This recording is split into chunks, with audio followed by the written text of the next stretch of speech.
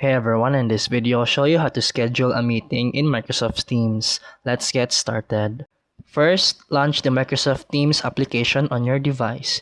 You can open it from your desktop, start menu, or taskbar.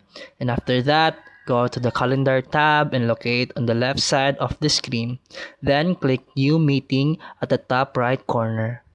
A new window will appear. Look for the Add Title field and type a descriptive name for your meeting. This helps participants understand what the meeting is about.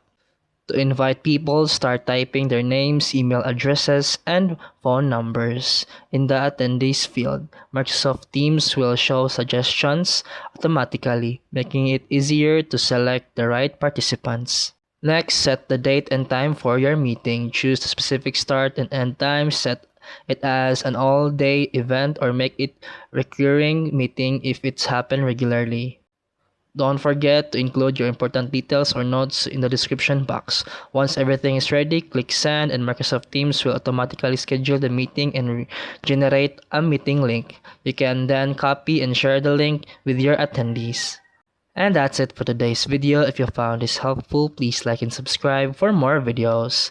See you in the next one.